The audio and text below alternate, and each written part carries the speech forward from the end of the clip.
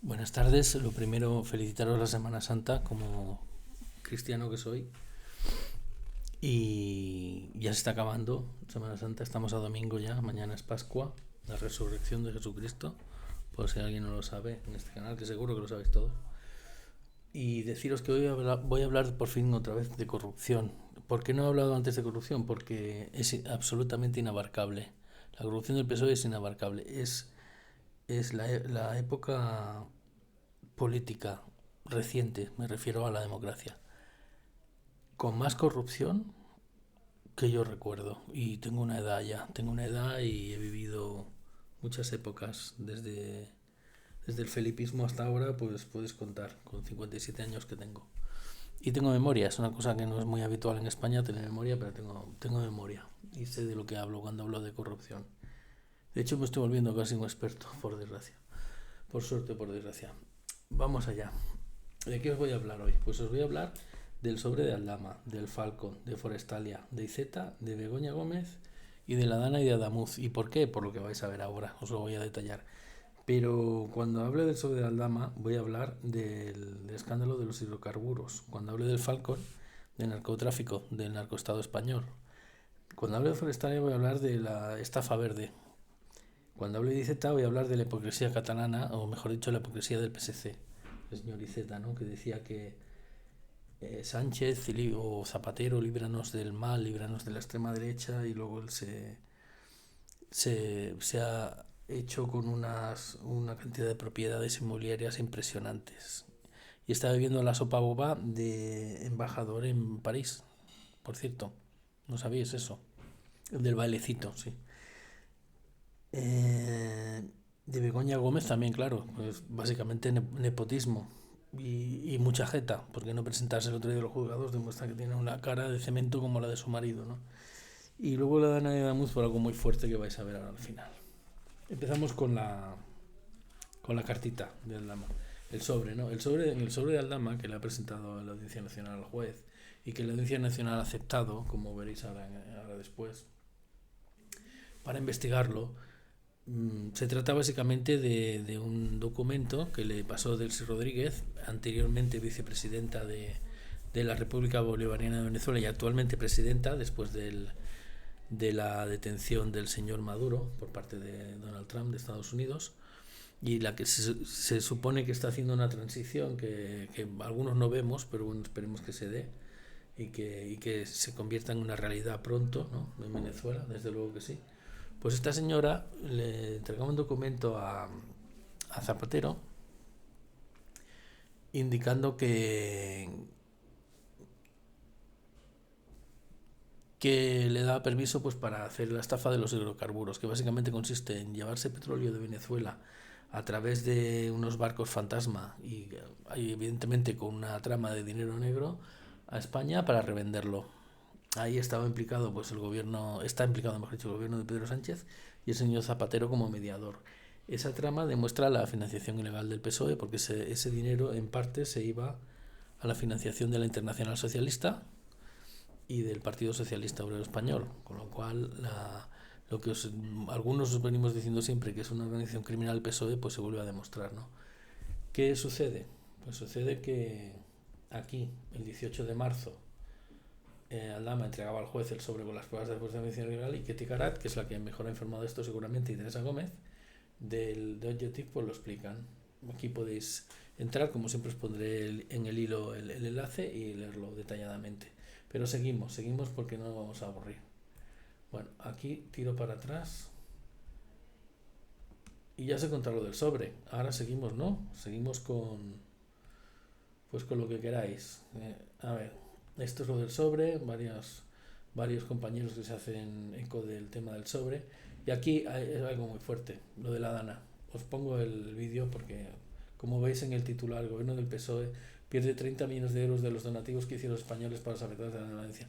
Lo mismo pasó, por cierto, con los donativos de los españoles que teóricamente tenían que llegar a los afectados del volcán de La Palma. Y lo mismo ha sucedido en múltiples ocasiones. El dinero que muchos españoles daban precisamente para ayudar a esos afectados y a esas víctimas nunca llegó a su destino y se perdió por el camino, ¿no? Bueno, Muchos sabemos que no se perdió, que fue a los bolsillos de algunos corruptos, ¿no? Pero es lo que pasa en este país.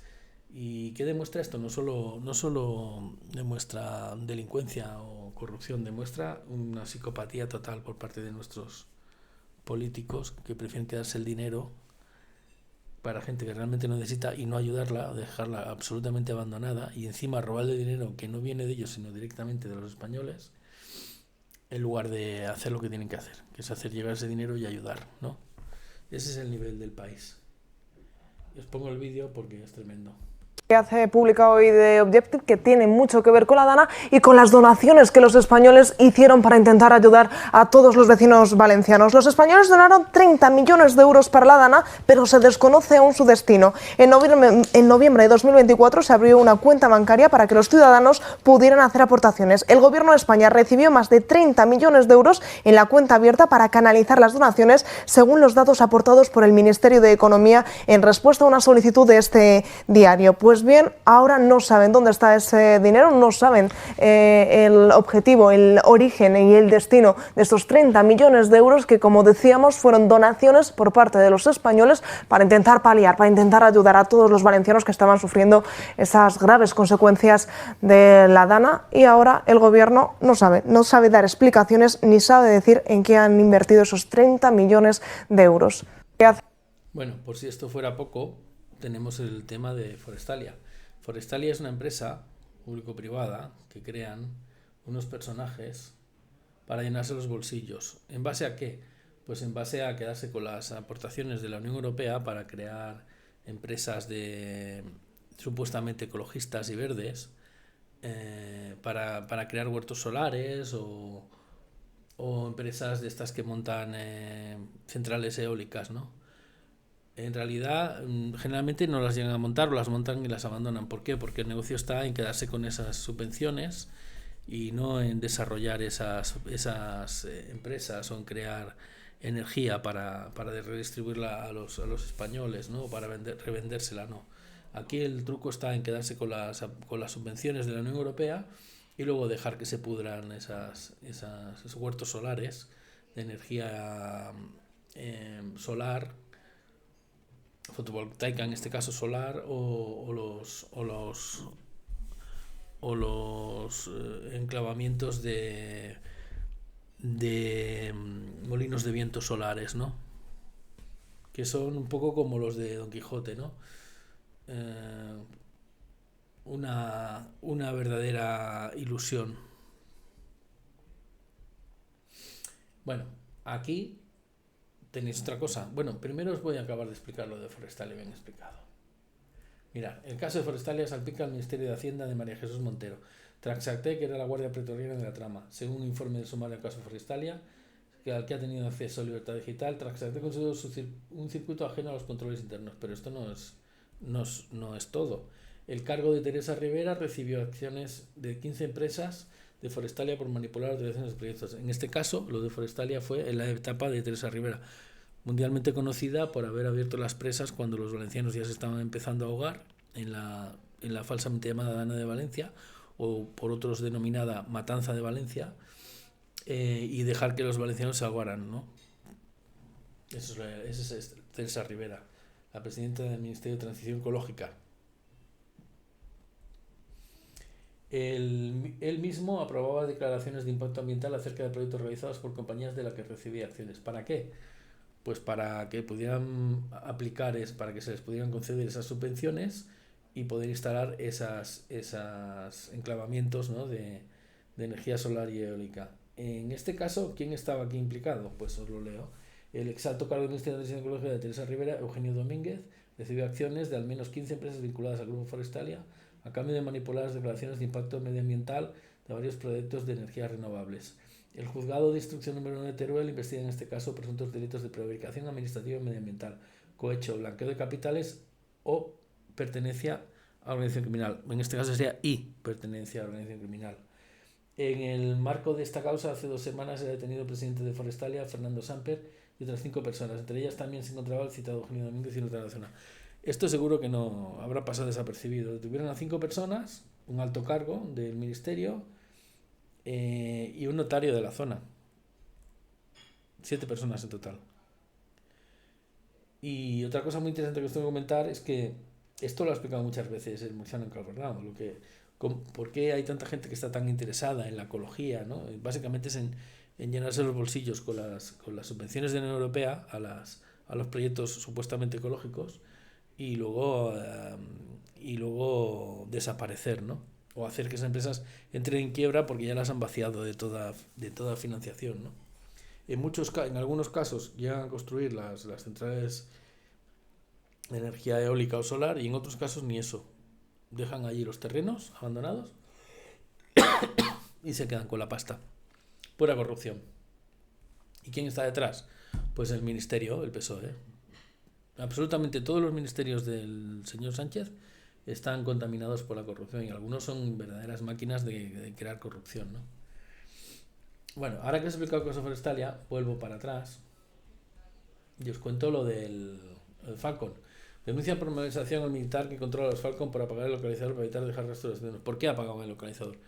Porque como se le requirió desde Transparencia al gobierno del señor Sánchez de que indicara los vuelos que había realizado el Falcon, pues qué mejor que apagar el localizador para que esos vuelos desaparecieran de todo control.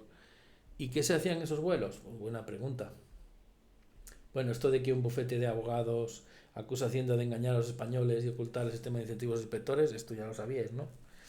La gran estafa, el gran robo, ¿no?, que se produce desde la agencia tributaria, ¿no?, los españoles. Eso sí, para perseguir a los españoles que son autónomos o que están creando empleo, Hacienda está en todo, pero para cobrar el IVA de los hidrocarburos, de la gran estafa de los hidrocarburos, que ya estamos hablando de miles de millones, ahí Hacienda no está. Qué curioso, es curioso. El doble rasero de la Chiqui, que ahora se va de candidata a Andalucía. Te deseo lo peor. Espero que te conviertas en la tercera fuerza política de Andalucía. No te va a costar mucho, de verdad. Si los andaluces tienen 2 dedos de frente y tienen memoria, eso es lo que a veces nos falta a los españoles, ¿no? Una señora que hundió las arcas andaluzas, como bien indicaba Spiderman hace muchos años. Se la trajeron para aquí para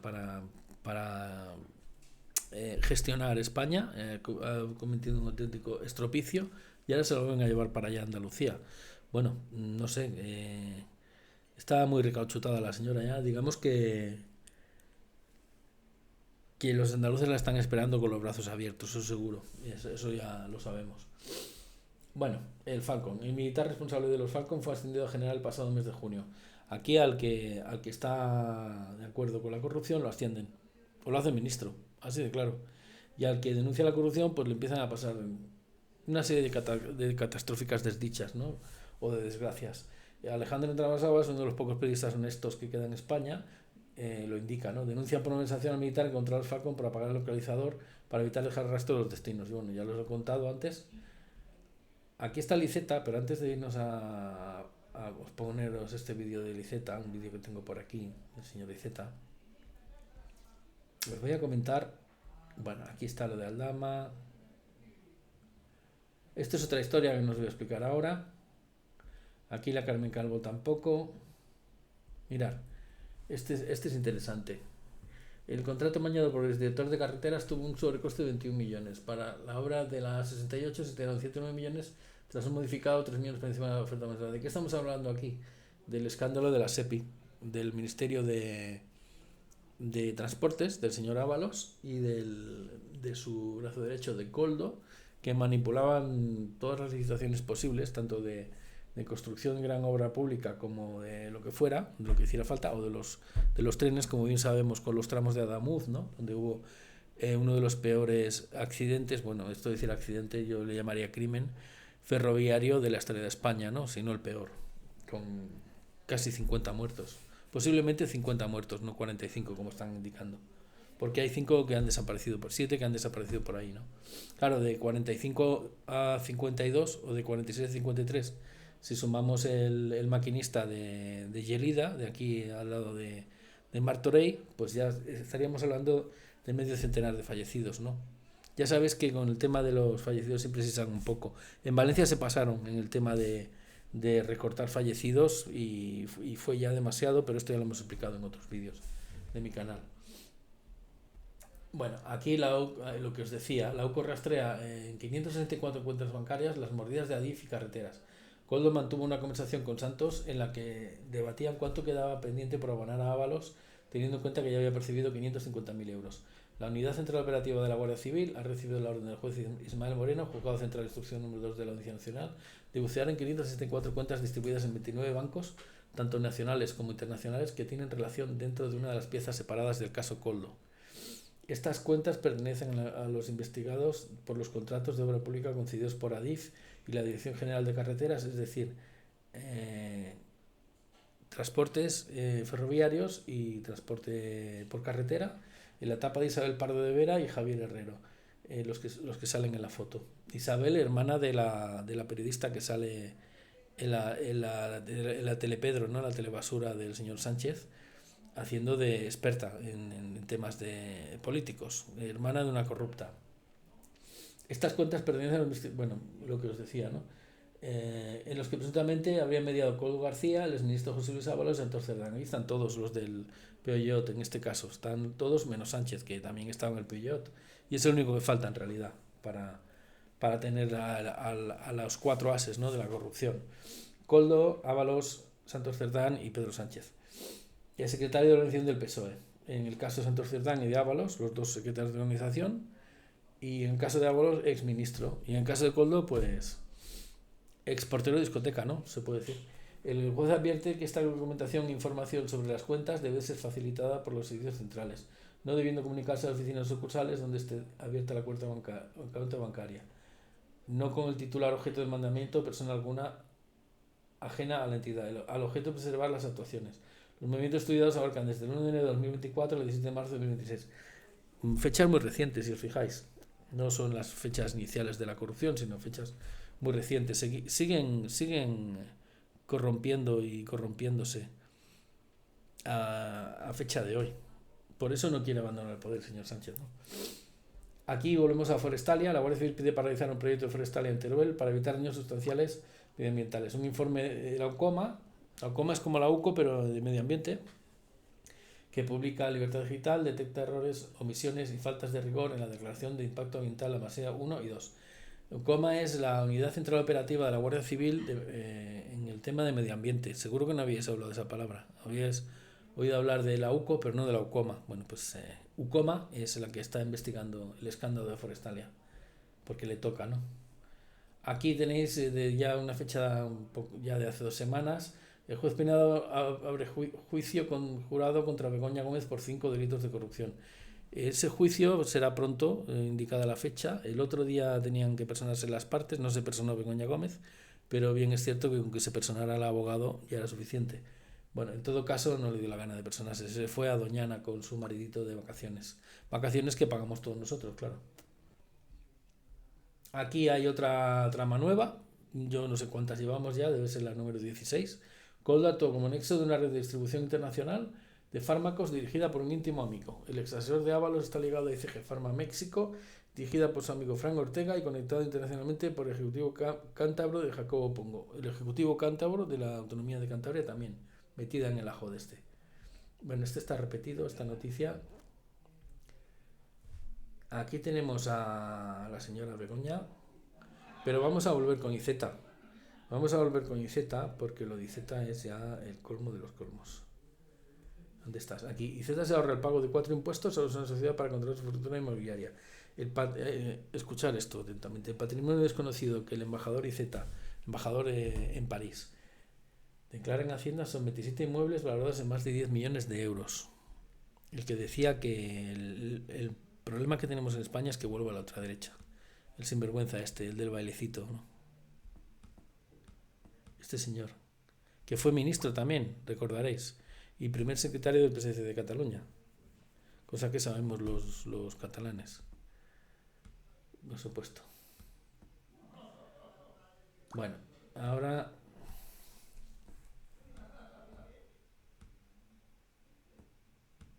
voy a bajar, ya estoy acabando, a ver si encuentro lo último, lo que os quería enseñar.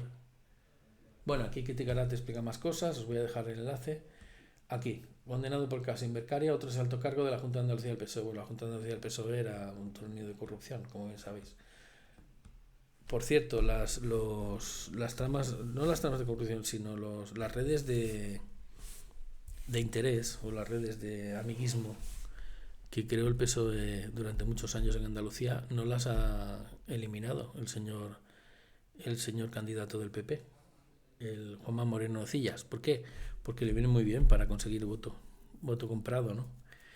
Y de ahí que vaya a sacar un resultado espectacular, porque se va a sumar el voto clásico de PP con el voto del PSOE más corrupto, ¿no? Que le va a votar a él, no va a votar a la Chiqui, evidentemente. Las regiones han adjudicado 2.230 contratos sin comprobar si había dinero para pagar. Da igual, les importa una mierda a este gobierno. ¿Por qué? Porque no tienen presupuestos desde hace 3 años, ni tampoco va a haber presupuestos este año. Por lo tanto, pueden prometer lo que quieran, pueden aprobar lo que quieran y luego aplicarán lo que les dé la gana, sin ningún tipo de control, porque si no hay presupuestos, ¿cómo los vas a controlar? Ya no es un tema judicial ni administrativo, es un tema de absoluto despropósito. Si no hay presupuestos, ¿cómo vas a controlar el gasto? Es imposible, y eso le viene muy bien, claro, a estos corruptos, le viene de narices. Lo que no se comprende es cómo el jefe del Estado permite esto, o sí se comprende, pero no debería ser así. Y cómo el señor Feijóo no ha convocado ya, no ha hecho todo lo posible para hacer una moción de censura. Y tenemos que ir aguantando a toda esta gentuza. Es absolutamente incomprensible y tarde o temprano, evidentemente, el señor Feijóo lo va a pagar. Mejor dicho, lo vamos a pagar todos los españoles y nos vamos a acordar del señor Feijóo. Bueno, esto lo de los castillos paso, porque no podemos estar en todo. Aquí lo de no a la guerra tampoco tengo ganas de explicarlo, ya he hablado de este tema. Y aquí tenéis este vídeo que es increíble, de señor Iceta. Queremos una España con una política limpia, sin sobres de dinero negro, ni ministros expertos en paraísos fiscales. ¡Queremos otra España, Pedro! ¡Pedro, mantente firme! Bueno, a ver, sobres de dinero negro. Bueno, en el PSOE, según parece, según comentaban en las últimas investigaciones, no llegaban sobres, llegaban maletas deportivas, bolsas deportivas llenas de dinero, de las mordidas del PSOE. Las mordidas, digamos, en este caso inmobiliarias, ¿no? Eso sin contar todo el dinero que venía del escándalo de los hidrocarburos, etcétera, etcétera, etcétera. Lo de los sobres, en el caso del PSOE, se queda corto. No cabe tanto dinero en unos sobres. Tienen que ser ya maletas y bolsas deportivas, ¿sabéis? Los que iban a acabar con la corrupción. Banda de hipócritas y de miserables. ¡Líbranos de Rajoy y del PP! ¡Líbranos! ¡Líbranos! El patrimonio desconocido que el embajador Iceta declara en Hacienda. 27 inmuebles valorados en más de 10 millones de euros. Muchísimas gracias. Hoy empieza el resto de mi vida. Sin ti no hubiera sido posible. De nada, mozo. Me debes una caña y cenamos seguro.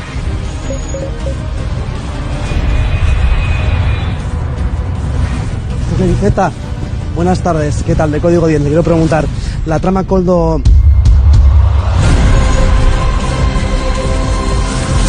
Bueno, como veis, le cambia la cara cuando van a preguntar a París sobre el tema de la trama Koldo, pero sí que es verdad que empezó el resto de su vida, se lo está pasando de pipa, ¿no? Y bueno, ya sabéis, el resto de la vida de todos estos corruptos es de una manera y el resto de la vida nuestra es de otra, gracias a ellos.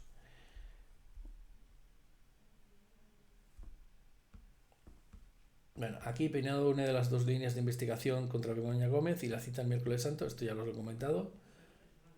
Esta también os lo he comentado. Aquí lo que os decía antes, el juez incorpora a la causa las pruebas del PSOE de Aldama sobre la presunta discriminación de del PSOE y la tenencia socialista tras darles veracidad. Es decir, que se va a investigar porque tiene toda la pinta de que el sobre es real. Esa documentación es real, no es un bulo ni una mentira. Y aquí lo del Alfalcón, y con esto acabo, porque ya os he comentado más o menos todo lo que os quería comentar hoy. Un nuevo fallo obliga a Sánchez a desvelar si se llevó toda su familia a un palacete en el Falcón. Por supuesto que se la llevó. El debate acumula varios fallos que acorralan al presidente por su veraneo en Lanzarote, ya que se niega a aclarar a quién se llevó de vacaciones a las residencias del Estado y por tanto un cargo a las arcas públicas. Esto al final es lo de menos, porque en realidad lo grave del Falcón no es que se llevara de vacaciones a su familia, que también es grave. sino para ¿por qué hacía tantos viajes el Falcon a República Dominicana? ¿Y qué llevaba en esos viajes? Por eso os hablo del tema del narcotráfico, ¿no? Que es a lo mejor de lo que queda por saberse. El tema del narcotráfico, del narcotráfico español, ¿no? Y por eso esas decisiones tan extrañas que toma el señor Marlaska se comprenden cuando las ves en el contexto de la corrupción global del PSOE, ¿no? Inabarcable, por otro lado, como os estoy diciendo. Y ya para acabar, pues, ¿qué sucede? Que España deja sin aplicar casi la mitad de las directrices anticorrupción de la OCDE y la Comisión Europea, el Consejo de Europa, observan debilidades de justicia, supervisión y aplicación de medidas. Bueno, debilidades no. Inexistencia de justicia, supervisión, con aplicación de medidas y todo tipo de controles. ¿Por qué? Porque la transparencia es el enemigo de la corrupción. Y si ellos son unos corruptos, todos estos que veis aquí en la foto, y algunos más, lo último que quieren es que se les controle. Que no haya presupuestos, que no haya control, que se apoderen de todas las instituciones del Estado y que se pasen por el forro de allí, ¿no? Todas las directrices que les piden las organizaciones europeas y no europeas anticorrupción, pues es lo más normal del mundo. Y están haciendo muy bien su trabajo. Su trabajo es robarnos a las puertas y perseguir a todos los que les denunciemos. Ese es su trabajo. Y para eso trabajan. A cambio, destruyen la soberanía nacional, se venden a intereses extranjeros y a intereses de las élites globalistas y se ríen y nos mean en lo alto todos los días del año encima de los españoles. Eso es el resultado. Por eso la lucha contra la corrupción es fundamental y es la base seguramente de este canal, ¿no? Pero bueno, no pasa nada. Como bien os digo, la memoria es una de las cosas que menos abunda y bueno, y el sentido común en muchos españoles, y así nos va. Pero vamos a seguir perseverando. Esperemos que un día lleguemos a una masa crítica y por fin encontremos una solución drástica a este problema tan grave. Porque soluciones de parches y medias tintas y soluciones con paños calientes no nos van a servir de nada. Hay que cambiar esto como darle la vuelta a un calcetín o girar la tortilla, como le queráis llamar. O el pendulazo, del que voy a hablar en el siguiente vídeo. Venga, un abrazo.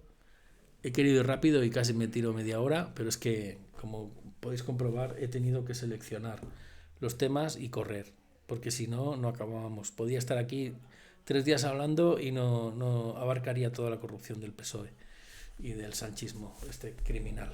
Venga, un abrazo.